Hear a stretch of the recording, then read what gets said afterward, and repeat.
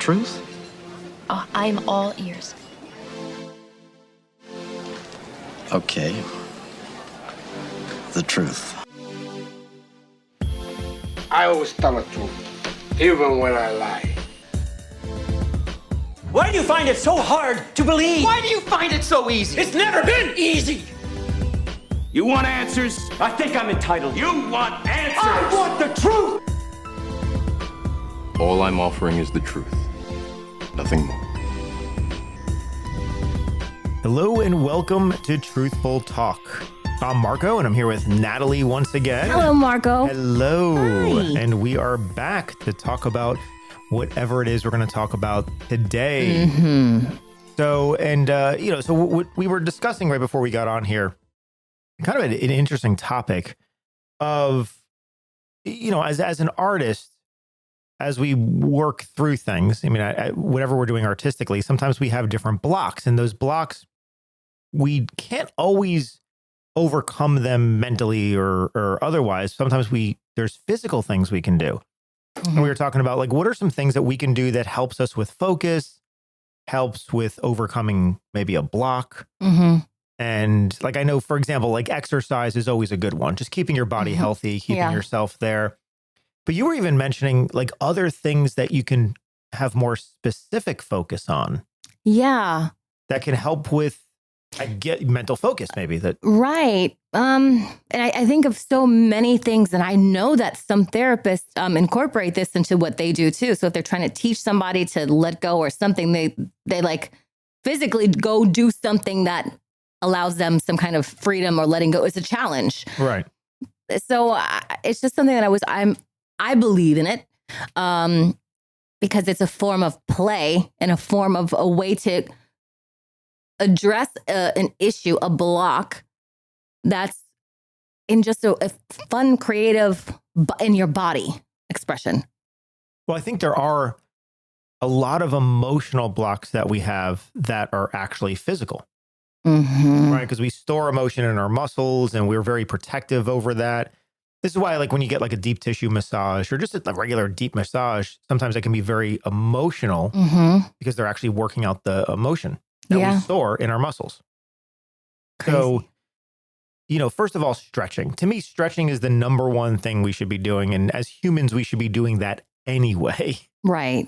But, yoga is a great thing to do because yoga stretches the muscles. It makes you more loose. I think it puts you, for me anyway, puts you more in tune with your body. Yeah. And it's the instrument we use. It's part of what we use as an actor. We use the whole thing, emotionally, intelligence, all this, plus the whole body. So giving that, time and attention, I think is very important. Taking something as simple as taking a walk. Depending on what level you're at, it could be a run, it could be a walk. I'm at the walk stage, but but it's just any sort of exercise. I know when I'm doing any sort of memorization, physicality helps me memorize. Yeah. So movement and exercise, so to speak, while I'm attempting to memorize, it assists in that. It makes it easier for me. It sinks in deeper when I'm engaging my entire body in that level of mental focus. I agree. It helps me as well, being physical. It becomes more fun once I get into it, and stop thinking about anything but the memorization and the physicality of that, whatever it is. I actually had a basketball when I was trying to twirl it on my, one of my fingers, and really trying to do that. Anyways, it's fun. It was something different I was trying to do, but it's so interesting because it's you have the whole mechanism focusing on one thing in a fun way, but the focus, that's a big thing. Yeah. And I don't think that we even, the amount of concentration that you need. If you think about it, when we do the line rehearsal and memorization, we're doing something physical while we're memorizing. Yeah.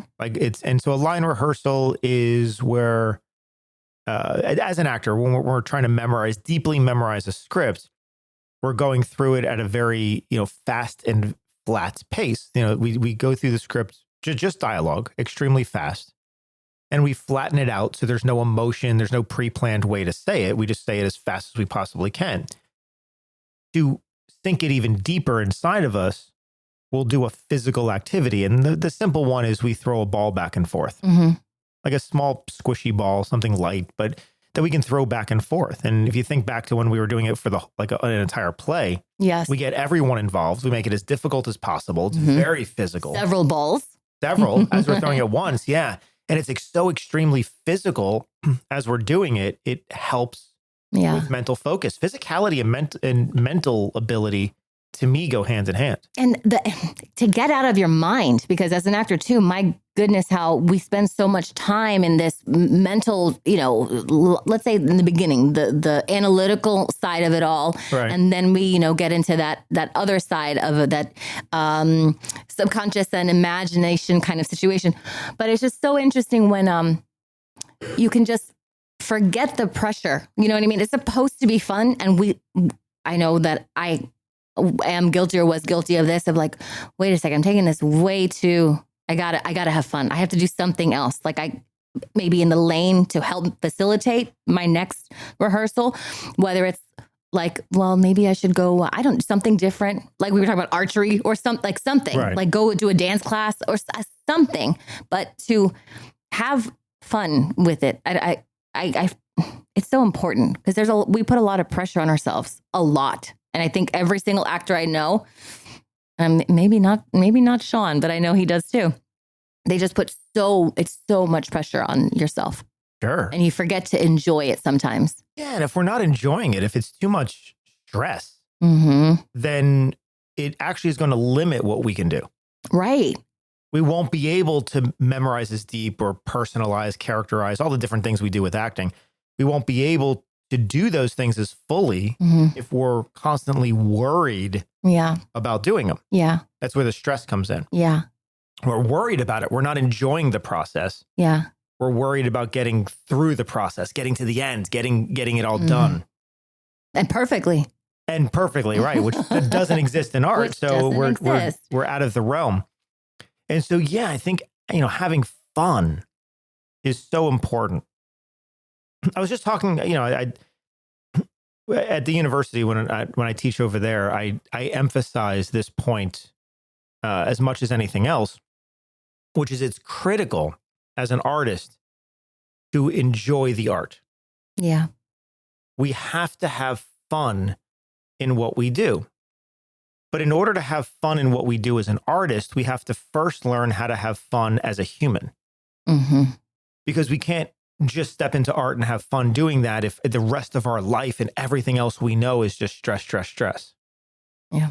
So what I encourage them to do is find one thing in a week. That's it, just one thing. So every class that we come into, I start off the class, okay, what did everyone do to have fun this week? And it's amazing that they can't all answer that. Yeah. I'll get a small sampling group that will respond to that. And then many of the others will like, no, I didn't have any fun this week. Yeah. And I'm like, if we can't find a way to have fun in college, like at that level, before the stress in the world really hits. Yeah. If we can't find a way, it's going to be so much more difficult in what I would call the real world, right? When beyond just taking a class, when you have an employer and the stakes are higher and the responsibilities are greater, it's going to be more difficult to realize that we should be having fun there too. And it's unfortunate that in today's world, fun is looked at as the opposite of work. Meaning if we look at something, no, I got to take this serious because I have to work. It's like, well, one has nothing to do with the other. You can take it serious and have fun. Yeah. Like you can put in a tremendous amount of effort into something, and you can, take it serious in the sense of, I want to do the best job possible, but you can also enjoy doing it at the same time. Yes. You can have both. You can have both. Yeah. Because as an artist, we work so much with how do we have fun? How do we play? Yeah. Rehearsals about play and just enjoying it. Through play, we discover. And we have to have discoveries as an artist. Yes. And so I think this is on, and memorization, to me, I always bring up memorization when it comes to this because I think that's an area where many actors don't have fun with memorization. It's so serious, and it's not serious in a good way. It's serious in a solemn way where it's like, oh my God, this memorization. Oh, I'm never going to memorize this. So I'm never going to get it done. It makes them ill, especially beginning students. I mean, they are so petrified because of the pressure to memorize, and then it's a scene, or and it's they could only see what comes through on the other side, but we've all been there, going through that experience, and I guess it's a learning experience or journey. But what's your experience now when you're memorizing? Do you still get frustrated when you miss words or lines, or like as far as not of course in performance, but I mean in the rehearsal of it? No, because it just shows me what I have to work on more, and that's okay. Like what I just have to iron out. And I'm working with 2 people right now, and I'm on book for them as they're doing their line reads and stuff. And every time they mess up, they get the word incorrect. One of them freaks out. I'm like, it's okay. We're gonna go through it again, iron it. Like that kind of relationship I think you have with yourself when you're like, it's okay. We're gonna go. This is what we're here for. But a lot of people just want to be perfect, and it's like we have to figure out where the leaks are coming from. We have to be aware of that and be okay with that so that we can address it. But if we spend energy just freaking out and be like, I'm so stupid, I can't believe I can't even, oh my God, I should know this. Ugh, Isn't it amazing how the self-judgment that comes out of that? Yeah. And memorization is not an easy thing. So just so everyone out there understands, like as an actor, we're not memorizing the script the same way we would memorize a recipe, or we would memorize, I don't know, song lyrics necessarily, or just something trivial, or like a test, like you're cramming for an exam. So we memorize so we can take the test. It's much different. Yeah. We have to memorize in a very personal way. So we go through 3 stages of memorization. We go through short-term memory. Short-term memory would be like cramming for an exam. We initially just put it into our head where we can say it without looking at the page. But in short-term memory, we still have to think about it to say it. We have to visualize the words in our head to then say it again. So it's still a thought process.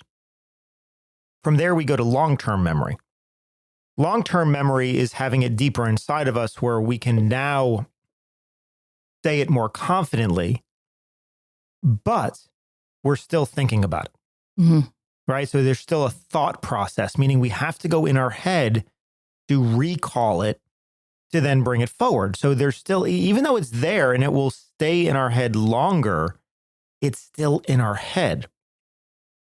So it might take, let's say I'm memorizing a page of dialogue or like a 1-minute monologue. I might be able to short-term memorize that in an hour. I can deeply memorize it in a day or 2. But the next step is going into something that's called instinctive memorization. Instinctive memorization is where we can say it without thinking about what we're saying. We just fast and flat. We just jump right into it and just go. And while it took me an hour to short-term memorize and a day to deeply memorize, it might take me 2 more weeks to instinctively memorize. Yeah. And that's where I find that actors are not patient with themselves. They expect it to be easy. Yep. And I think it's because we spend most of our life never going beyond short-term memory, maybe going into deep, long-term memory, but we don't go into instinctive memory. Right. I mean, what do we really? I remember nothing from school. Right. I mean, we're not instinctively memorizing things from school. I mean, not unless you're passionate about it. So I think there's the disconnect. So the logical mind is saying, wait a minute, I knew this. And it's like, you did. Yeah, you knew it in short-term memory, which took you an hour to do, but you had to think about it. Yeah. Now we're disconnecting thought. And this is where we have the line rehearsal. It's just saying it as fast as you possibly can, which gets ahead of thought. And then we add a physical activity to it, like throwing a ball or some sort of exercise. That physical activity puts pressure on us, which then cracks. Yeah. Right? Puts cracks in the pavement, so to speak. And then we have to keep working on it. And if actors would just have patience with themselves, realizing that this is not easy. And in order to get it word for word, as a director, I want my actors to be word for word perfect. Yeah. But we shouldn't put pressure on ourselves to be word for word perfect sooner than we can be. Right. It takes a long time. Yep. How long did we work on Say Goodnight Gracie? I mean, it was months, right? Yeah. I mean, as far in as, rehearsal, the members, we memorization. memorized every day. We were in throwing the ball and doing this memorization technique with each other. The whole entire play, all of us together in one giant circle. Yeah, every single rehearsal. Every day. We would start with that and do, an hour, 2 hours. I mean, we would do a lot of time just work on memorization. Yep. Day after day, week after week for a few months. And then once we had it, we then had to refine it. Mm-hmm. Do it again, over and over and over. Yep. So for all of the actors out there, memorization is not easy. We think it is because short-term memory happens more quickly. But we're not after short-term memory. We're after instinctive memory. So remember, they're just the ratio. Short-term memory might take an hour. Long-term might take a day, 2 weeks for instinctive. Yeah. It's that broad. So we have to have patience with it. We have to, slow and steady wins the race, and just keep working on it over and over and over. And I was thinking about a type of writer, if you will. I have learned now to not underestimate what looks simple on a page. Okay. Has become very difficult to memorize. So when you did American Buffalo, how was that for you memorizing? Was it just like anything else, or was it more? The difficulty of American Buffalo. So American Buffalo was written by David Mamet. David Mamet has a very naturalistic style to his writing. It's he usually writes about, I'm going to say lower class people, but like street smarts and right. So it's more of those type of characters. If you think like of a Quentin Tarantino, it's that style. I think, Quentin and David Mamet are very, very similar. And with this style of writing, there's a lot of short things, a lot of short back and forths. And he writes in a very circular way, which is very similar to how people talk. We'll have a conversation, but then we'll go back and talk about things we've already talked about, and we'll come back around to it. We'll repeat points many times. In life, we have that. So the dialogue is so naturalistic, and I love the writing. I think it's brilliant. But yes, it was so difficult to memorize and I had to take it piece by piece by piece, because because of the circular nature, you forget where we're at. You forget, okay, what iteration of this thing are we talking about this time? Yes. We're repeating the same thing. There's similar lines. Yeah. I can't imagine, because something I'm working on is, I don't know, let's say it's like 24 pages, short script, I guess. And my goodness, because it's like we're talking to each other, but two different things are happening. Like, right. And so the linearness of it is out the window, gone. But it's just like, what? Yeah. Hey, no, like it's so, I can't explain it, but all I just know is that it looks so simple perusing through it and reading through them. No problem. Got this. And then comes in memory. I'm like, wow. Yeah. So when I watch amazing performers, actors, or writers, when they have that, who is Sorkin, obviously, right? Sure, Sorkin. And you don't understand it until you kind of get a piece of something like that. And then you're like, okay, wow, this is, I don't know, like I'm galloping or something. It's so bumpy. But once it's mastered, I mean, it's so natural and so beautiful. I just finished watching the last season of The Bear, it's about hospitality stuff. I'm sure you guys know this. And anyways, right. There was an episode with the family, and I felt like I was in I actually felt like I was there. It was so amazing, but how disjointed and how the acting was, I don't even know how, like if that's in the script or they were let's say they were just improvising. I don't think so. But I was just thinking to myself, my goodness, imagine if that was a script and that's what material that you have. And it's just incredible. I guess it's a different level of, and it's good to read things like that too, to be aware, maybe give a piece or a page for yourself to work on. I don't know if that's also something that's good to do, like an exercise just to pick up that dialogue or something. Because when it's not pretty and quote unquote normal, Right.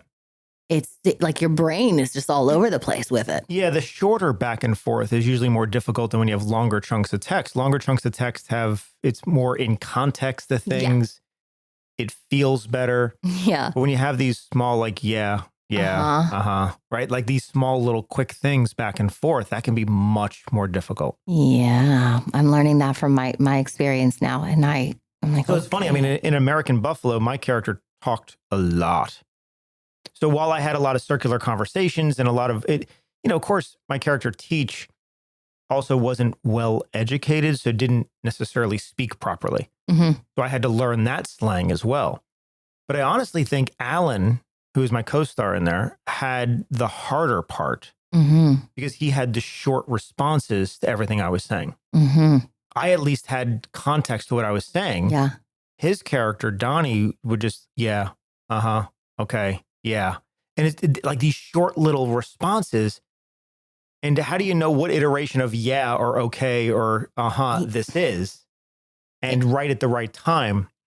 So I think even that is, those short responses are so difficult to memorize. I agree. I thought when I read it, someone said, actually, it was Josh Fulmer, and he's like, that is going to be challenging, I think. It was like he was telling us. And I was like, no, it's going to be fine. And then I was like, oh my God, he was right. It's just so incredible. It's just a big aha moment. And when I see, that's crazy. But I want to talk to Alan about it because I think it has been a challenge, but it's good to be familiar with that, I guess, or, start kind of trying to get used to it or give it more time. No, like, don't judge that script. Just give it real time. Like, don't think because it's shorter words, that's less time to memorize. You're like, oh. No, not necessarily. No, but it's not. Because it's funny because when I did talk radio, the character Barry Champlain, the most dialogue I've ever memorized was probably talk radio. But it was easier because, well, one, the character of Barry is super intelligent. Mm-hmm. So everything's so well constructed that he's saying. Yeah. It's the sentences make sense. There's an intelligence to how he speaks. And I found, even though there was more dialogue than even in American Buffalo, I found it to be a little easier because it was so contextual to everything. It was so part of the character. Mm-hmm. There's a reason that he responds in certain ways. Yeah. Versus in American Buffalo, who knows why Teach responds in any different ways. And he goes off on tangents and one thing leads to something else. And like, what the hell are we talking about? I'm glad you mentioned that, the two different types of characters. Yeah. And that their mindsets and the challenge that as the actor, the experience between one and the other in regards to just memorizing and how they're not all the same. Like it's just the process or the time it takes to do that, to memorize it, is not the same, I'm finding. So you mentioned Aaron Sorkin, who's probably my favorite writer. Really? Yeah, Sorkin's my favorite writer. And for those of you who might not know, Aaron Sorkin has done The West Wing, the Newsroom. That was good. Yeah. Newsroom was very good. Studio 60 on the Sunset Strip, which I loved, even though it was only one season long. He did The Social Network. He wrote that. An American President. I mean, he wrote all sorts of great movies. A Few Good Men. That's right. So, great writer, brilliant writer. And one of the things that he always says is that in his writing, he always makes every character intelligent in something. Mm-hmm. He doesn't stereotypically write dumb characters, or even if you're street smart, you're intelligent on the street. Yeah. So every character has an intelligence in something. And I love that. And I actually use that, I think as a writer, as a director, as an actor. So every character I play as an actor, I always make them an expert in something. Mm. So like, Barry Champlain in talk radio was literally just super intelligent, was smarter. He was the smartest person in the room, Mhm. and he knew it. And so when I played that, yes, I was an expert as pretty much everything I was talking about. Where Teach in American Buffalo was not educationally smart, Mhm. but was a good salesperson. Mhm. And so Hustler, he could yeah. sell, even through all the bullshit, could Mhm. sell what he was trying to do. And so I tried to say, okay, well, this is a street smart person that understands people. Mhm. And so that's the expertise, is understanding people. And so I think when you find that, when you find what is this person an expert, because otherwise I think we fall into danger of playing a stereotype, Right. right? I mean, you could have fallen into that with Catherine from Saying Goodnight Gracie. Yeah. I mean, you could have fallen into that because on the page, it's like, well, what is really Catherine an expert on? Mhm. But I think she's an expert on survival. Yeah. Most certainly. Yeah. I mean, how to survive. I mean, because you literally the character did go through a survival Yeah. episode, right? Mhm. And so, and being an expert on life and surviving and how to live life to the fullest. I mean, it's like, yeah, that's Yeah. an expertise. That's interesting. I never really thought of that, but I think that's going to be super helpful for me because it gives them, when you say like find love also, it gives them Right. something, the character, something to them like they can be proud of instead of it, like you're saying, dipping into a cliche. And we as actors sometimes don't even recognize that we're doing that, but to find like where their pride is and where, what they stand for. Yeah. I think that's a very helpful bit of information.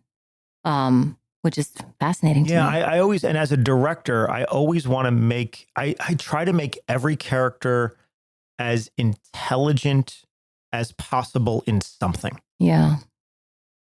And it's just purposely to avoid stereotypes because we don't need Okay. to. Right. So even in a play like Say Goodnight Gracie, which really starts off very sitcom-y, and we have a lot of fun with it, Mhm. I wanted everyone to be an expert in something. Hmm. And like, so the character of Bobby, that Fahim played, that was a real easy one if we wanted to play a stereotype. Right. But it was like, no, he's another expert in family. He's an expert in avoidance, if anything else. Mm-hmm. Avoiding leaving. He never left. He never did anything. Which is part of the thing he's going through. So it could be, when I say intelligent, it could even be Josh's character of Jerry. Mm-hmm. He's an expert at being trapped, Yeah. right? So sometimes they're just simple life lessons. Gotcha. You see what I mean? Yeah, yeah. But I always like to make every character as intelligent as possible in something. Mm-hmm. Just because then, to me, it brings out the dynamic better. I think it gives actors more to work from, too. Definitely. And I was going back to Catherine and thinking especially we were playing with voice and how I was going to do, like it was, Edie Falco or whatever from Sopranos, because I love her voice as an actress too. I mean, my God, but her voice and, Lois from Family Guy. And they're all, now I think of it, all super cliches. Like if I did that with a high comedy and everything, it would be a bit right. Not a bit, right on the nose. It's right on the nose, yeah. And it's like, that's too much. We got to go, like, we have to ground this, But I did explore it, which I think is also beneficial to even be able to explore that. Yeah. So that you can say, no, this isn't it. And that's okay. Oh, in the exploration, I think we have to try everything. You do. I think when we enter open mode, we have to be free to put anything out there, because so open mode, there's two modes, right? There's we in art and really in life, we have open mode and closed mode. Open mode means where we play, we try things. Everything's okay to experiment with. There's no right or wrong. We just try things. We discover. Mm-hmm. And so in rehearsal, to me, it's very important to have open mode for periods of time, depending on how long you have a rehearsal, but you need open mode. Closed mode is when we're ready to take action. We're ready to take a decision and then say, okay, this is what we're going to do. And we're no longer welcoming new ideas to try anything else. No, we're going to just do this. And both are important in art. But open mode, yeah, because even though, because, we would have went into it and said, no, we need Catherine to only be serious. We would have avoided playing around with the animal work. We would have avoided playing around with anything, and we wouldn't have discovered what we discovered. Ginny's accent, we wouldn't have discovered this wonderful Southern accent if we were closed off to finding those things. So play is so important. And that collaboration with the director, if they're lucky enough to work with you and have, someone like you as a director. And I hope every director I work is the same open, collaborative person that you can trust and go through that journey. But what I think is important for the actor is if they're not under the directorship of someone, that mode is also important for you, that ability to take those two and adopt them for your own at home rehearsal, if you will, so that when you are coming to class the next day or you are going on set or whatever, you're in open mode, and then you decide closed mode is like the offering, if you will. But to play with that, to give yourself some sort of I don't know, I want to say stop and go, but play, enjoy, and say, okay, find what works, what doesn't, and then show it to whomever when it's time to present the material. Because so far, everybody I've worked with, which I love, they're just like, okay, go ahead, show whenever you're ready. So there is no, this character is this way, this way, this way, this way, go. So far, everybody blessedly that I've worked with has been, okay, what, the offering, but if I spent too much time in open mode or if I didn't choose one that felt meaningful to me, that I was like, okay, this one feels more deep. This is more chewy to me. I can chew on this more. The first time I did this, I didn't feel it much. It didn't work for me. So that experimental phase, quote unquote, open mode is very obviously super important, but it's nice to have when you're going into class, like, okay, this is what I'm going to now share with my teacher, like something, just not nothing, or wait for someone to give you that direction.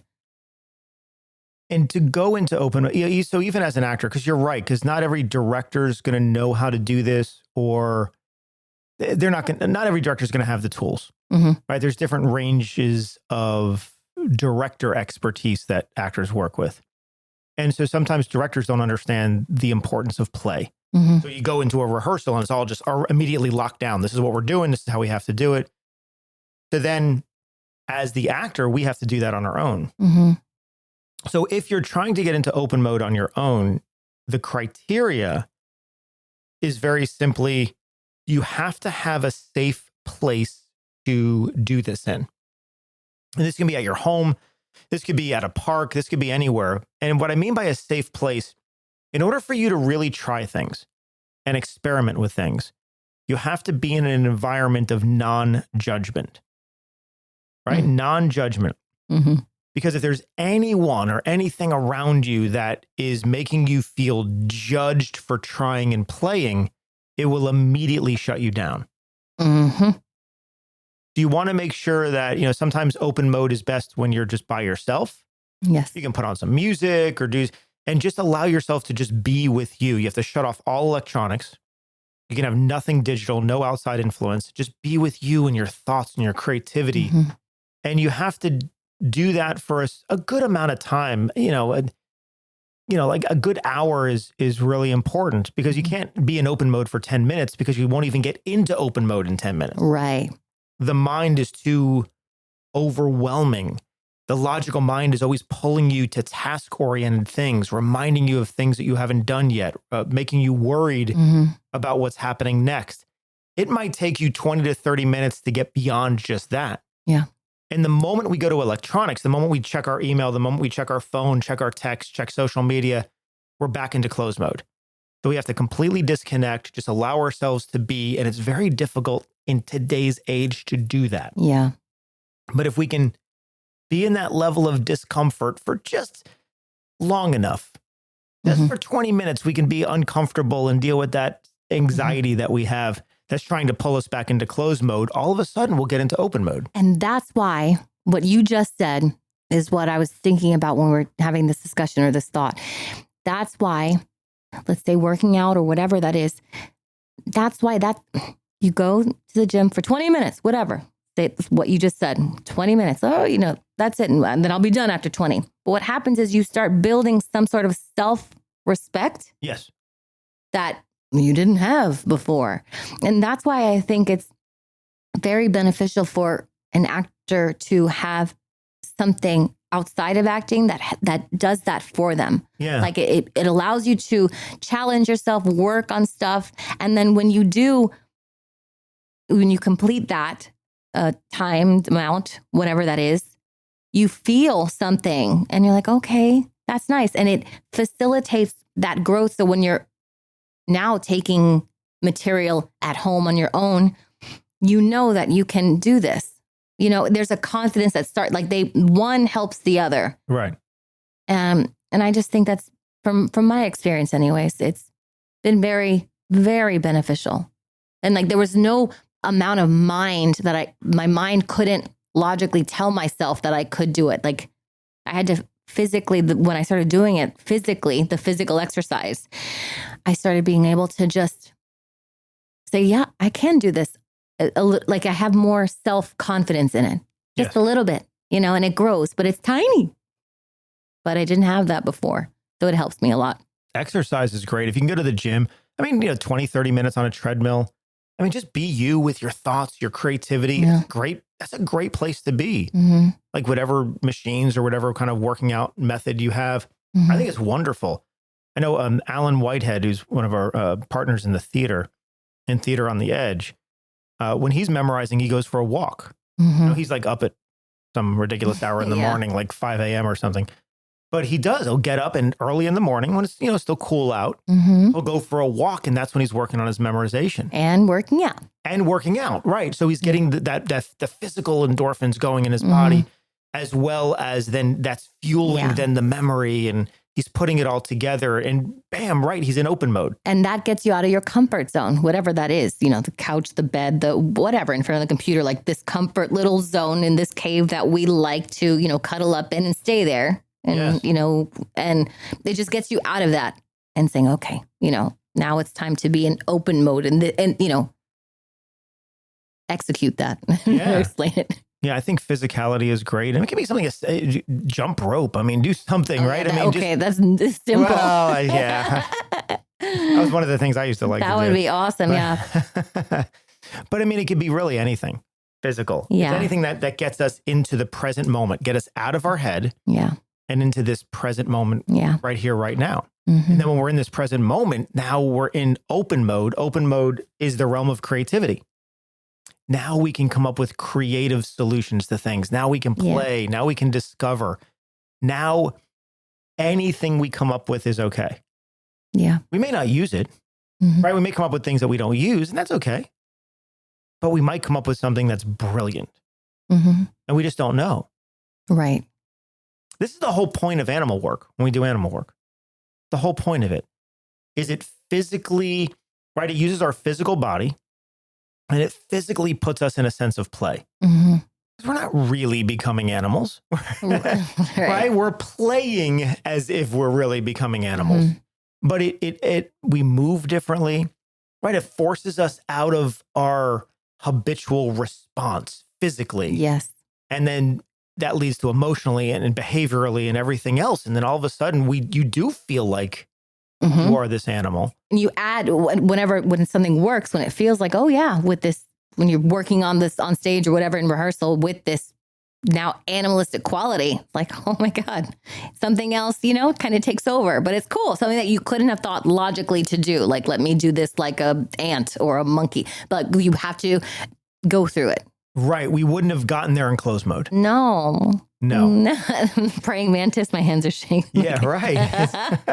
That's all she's doing on stage. But yeah, to make it, to add that or have that, incorporate that for the character. And that was incredible to watch my peers or colleagues all have that also, since we worked together. And seeing that was just amazing that they all had something. And it was beautiful because it took them out of their normal cadence, their normal rhythm of life. Right. And that was interesting. Yeah. Yeah. That was cool. The thing about open mode and play and all of this, it doesn't always give you the answer, and it's not always monumental what comes out of it. And that's okay too. Mhm. But we have to get into that realm. So, I mean, and I say that because we don't want to have the expectation that, okay, we're going to go into open mode and I expect all of the answers in this session. Right. No, you might do a session today of open mode and not come out with anything, Yeah. but you still entered creativity. Yeah. I remember one of the cast members was saying, I got to change my animal, because they're like, this is not working. Right. And it's so cute because they knew after they went into animal mode, animal work, that this specific animal wasn't working. And they're like, whoa, this is not it. Right. I'm going to go find something else. And he did. And then I was like, this is better. And that was so hysterical to me, but it shows you what won't work. And that's just as important as what does. Right. More important. Like, nope, not that. When we had that play day with voices and accents and Yeah. stuff, I mean, most of it didn't work. Right. Meaning most of it we didn't continue on with and incorporate. Right. But Right. just the fact that we found the character of Ginny's accent, Yeah.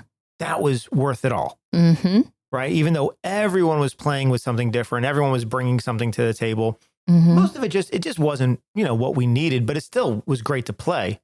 But we found one essential element Yeah. that then had a domino effect with everyone else. My mother and father still to this day think Audra is from Mississippi. Talks It's like just that, talks yeah. like this, hysterical. Yeah. And they keep forgetting. And like, how's Audra? And I was like, yeah, it's so cute. But they're like, she's not from Mississippi. But that's how powerful it was. I love that, when I go into something and I remember so many people thought that I really spoke with a South Chicago accent. As ridiculous as that accent was, there were people in the audience from Chicago and Yeah. people, and they thought, oh my God, you don't actually talk like that. Mm-hmm. I'm like, no, hopefully no one does anymore. It's so cute when they break. You're like, oh my gosh. And there's no better compliment than There's someone no- thinking that you actually speak the way you Absolutely. speak. Yeah. Very cute. But it's just the testament to the actor, the artist, trying things that didn't work, whatever it was, or that they didn't use, and then coming upon this. And then, you wouldn't have found it if you didn't play. Yeah. And playing, for the most part, is physical. Yeah. Right? It's physical, Right. even if it's just pacing, walking around, doing something, juggling, right? Yeah. But there's something in the physical that pulls us in. Yeah. That's so, I never thought of it that way. Yeah, because Like, I'm playing otherwise, right now, but I'm just staring at the wall. we can't play Yeah. in our head. Right. So if we're sitting very still, Yeah. we can't play that way. Right. We need that physicality Yeah. to do that. Mm-hmm. That could be going to a basketball hoop or something and shooting baskets. It could be anything. Anything. Is that as simple as taking a walk, right? It's taking a bicycle ride, something Anything. in the physical. Get the body activated. Yes, because what most people have done is that it's like they haven't done that yet. They haven't allowed themselves to play yet. And once they do, because they're in that comfort zone, that section, that whatever, but they do want to experience certain things and have fun. But we're so, fearful of the unknown. But I just found that the more that I'm studying acting, and it's all fun. It's just so much fun. Well, the more fun we have, the better it is. And the better it is. And so, coming back to memorization, what I find is that so many actors will try to memorize in a quiet environment, in a still environment, like in the car Yeah. or at home. They're sitting still, they're memorizing, they're closing their eyes, and it's all intellectual. Mhm. And if you don't put it in your body, when I put any pressure on them, they're going to forget. And then they get frustrated. It's like, no. Wait, how did you memorize? Well, I knew it on the way over here. Yeah, you were in your car. Yeah. Of course Yeah. you knew it on the way over here. There was no pressure. So we have to incorporate it. But I also find that actors are afraid to incorporate physicality with their memorization simply because they don't set up the right environment. Yeah. So you don't want to be physical, you don't, whether it's pacing or whether it's, throwing a ball against the wall. Many people are very self-conscious about what other people think. Oh, yeah. Right. And we should be like, this is a private, I don't know. It's a private thing. And you do need space to yourself. You do need a set up environment that's healthy and safe that you can explore. Because I remember way back in the day, I had set up a room downstairs and my parents, and I was at do not disturb. And I'm going through my songs. I'm rehearsing whatever it is downstairs. And every 20 minutes, Natalia, and they just didn't respect my boundary. And I would get so pissed. And I'm like, I said, and but it was just, they didn't respect it. So you do need to, when nobody's home, like it's a big thing because it stopped the momentum or anything dead in its tracks. And I'm like, oh, it just grounded my gears so much. But you need a safe place to do this for sure. Comfortable, that you feel like no one's going to interrupt you. Yeah, where you don't feel embarrassment or shame or whatever those things are, criticize, judgment. We're not feeling those things as we're just exploring, because when we explore and we play, sometimes from the outside world, it can look silly. Mm-hmm. And if we feel embarrassed about looking silly, it's going to stop us from playing. 100%. And therefore, we're taking something that should be physical and it should be active and it should be all these other things. And we're just now turning it purely intellectual again, which is not really helping us. No, it's not. And you can't focus. And because you need to focus. If you have somebody interrupting you or however that your setup is not there, that's because the play, you have to get into a zone of focusing and actually practicing that. Right. So that you can do other things, but you need to have that quiet time. That's one of the things I'm trying to teach, when I'm teaching directing. I'm trying to teach the filmmakers and the directors. That's their number one job. Get the actor out of their head. Give the actor an environment to play and encourage that play. So many film directors, when they're starting out, they don't understand the importance of rehearsal. And it's like, if we don't have rehearsal, when do we ever get to play and experiment? Yeah. I guess the actor can do it on their own a little bit, but it's nice to collaborate with the person whose vision this is.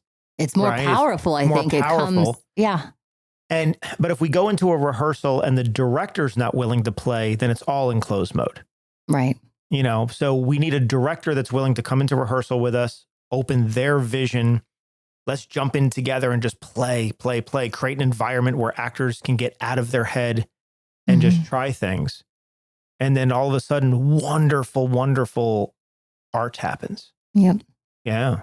And for your directors out there, I would just like to say to them that if you've ever worked with a team of people that were on the same exact focus and drive towards one point, it is the most exhilarating, most like what comes out of it is so much bigger and better than what you could have imagined. Yeah. So if they can even take that and go with that, and instead of its opposite, like when you have people that are focused together, so much joy, so much beautiful things came out of Say Goodnight Grace. So many beautiful things because we were all on that same exact focus, because we did have a great director, but it was this, we all did it. We helped each other. And sometimes maybe the directors don't realize that, the ones in the university, Yeah. It's like you can get a lot more quality if you make it a group effort, or I don't know. Well, we were blessed to have such a great team where everyone was in it. Everyone wanted to be there and they wanted to do more and they were open to exploring. And that's why we were able to do great things. Yeah. You replace any one of us in that group with somebody that is resistant or somebody that is closed down, just simply not open to experimenting, and it would shut the entire group down. Yeah. So I'm teaching, we're going through the lessons right now at the university, we're going through casting. And it's like, listen, the battle's won or lost in casting. If you surround yourself with the people that excite you to go further, then you're all going to, that you're setting yourself up for success. But if you're limited in your vision and you say, oh no, I like the way this character looks, I'm going to cast them. Or I like if you're limited in your vision and you cast somebody that doesn't excite you and doesn't excite those around you, the whole ensemble will fall. I know. It's powerful. I know. To me, the battle's won or lost in casting. And, so for those of you out there too, when I say casting, I'm not saying that to me, when I'm casting an actor, it's not just about what we would call talent. It's not just about ability. Of course, ability is part of it. I'm looking for well-trained actors when I want to work with them as a director. But things start to equalize, right? All of a sudden you have a pool of a bunch of just incredibly trained actors that have the ability. So now I'm looking for all of the other intangibles, which are personality, attitude, willingness, openness, humility, patience, like all the things that come together. Because now I'm trying to put a group together that is going to support each other, that is going to be willing to try things, willing to experiment, and that to me, that's what I'm really casting. Yeah. I'm casting the human, not the character. I'm casting the human behind the character. The character can be whatever the hell we want to make it. But I need a good human. I need a good artist. Yeah. That's willing to go there and discover with me who this character is. And that was probably my biggest thing I've ever learned as a director is not having all the answers. Yeah. Meaning it's important I don't have all the answers going into something.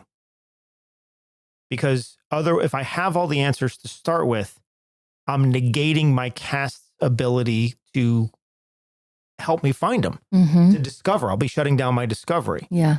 So I'm looking for a cast, actors, they're going to help me find the answers to things. And I know there's so many directors out there that are so worried about not having all the answers right up front. Right. The idea is that a director needs to know everything. It's like, no, not at all. Yeah. Let's figure it out together. Wild. I know, right? In the best way possible. All right. Believe it or not. No. Yeah. Really? I know. Isn't it crazy? It flew by. It does. I know. Until next time. I know. But I know. But, when we enjoy what we do. Right? All right, everyone. Well, thank you, Nat, once again. This was a good. I enjoyed talking about this today. Thank you, Marco. Yeah. I appreciate you, Nat. Ditto. And we appreciate all of you out there for listening. We really do. We send you much gratitude because without you listening, then we're just talking to ourselves. Hello. So, so we really, really do appreciate all of our listeners out there. Thank you so much. And we will be back with you again soon. So until then, remember to treat yourself with kindness and reward yourself for the risks that you take. All right. We'll see you soon, everyone. Bye. If you'd like to learn more about our studio and what we do, you can find us online at truthfulacting.com. And check out truthfulactingonline.com for our Learn at Home at Your Own Pace courses. So what I told you was true, from a certain point of view. You must unlearn what you have learned.